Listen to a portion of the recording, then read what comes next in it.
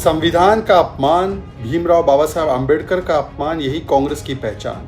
कांग्रेस ने अपने संविधान सम्मान सम्मेलन में, तथाकथित संविधान सम्मान सम्मेलन में, एक संविधान की कॉपी बांटी। लाल रंग का कवर था, ब्लू रंग जो होता है वो छोड़ दिया।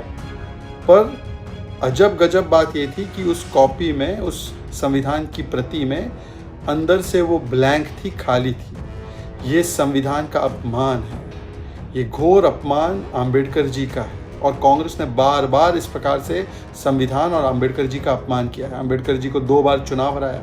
अभी हाल ही में आम्बेडकर जी की तस्वीर जमीन पर रख दी गई। आरक्षण विरोधी 1961 में नेहरू जी ने बात रखी थी। 70 से 80 और 80 से 90 के दशक में मंडल आयोग का और मंडल कमीशन के सिफारिशों का विरोध करने का काम इंदिरा जी ने और राजीव जी ने किया था। आरक्षण बुद्धुओं को मिलता है, ये भी कहा था। 4 से 14 के बीच में आरक्षण छीन कर मुसलमानों को देने की बात की थी। हमने कर्नाटका में भी देखा कि उन्होंने ये किया। वोट बैंक को हमेशा तरजीह दी।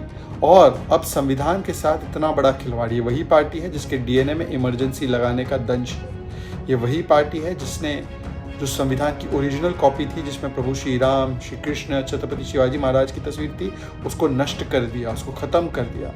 ये वही पार्टी है जिसने हर संवैधानिक संस्था का अपमान और मखौल उड़ाने का काम किया है, जुडिशरी से लेकर इलेक्शन कमीशन तक। और आज भी वही कर रहे हैं। जब चुनाव हारते तो संवैधानिक संस्थाओं पर सवाल उठते हैं। और आज संविधान की एम्प्टी कॉपी दी गई। एम्प्टी कॉपी का मतलब क्या है? ये दिखाता है कि वो संविधान को कितना महत्वता देते हैं और मन में उनके क्या है। अभी राहुल गांधी ने भी और नाना पटोले ने भी कहा कि हम आरक्षण समाप्त करेंगे। आरक्षण विरोधी और संविधान विरोधी दरअसल कांग्रेस पार्टी है और उनका चरित्र सामने निकल कर आ चुका है।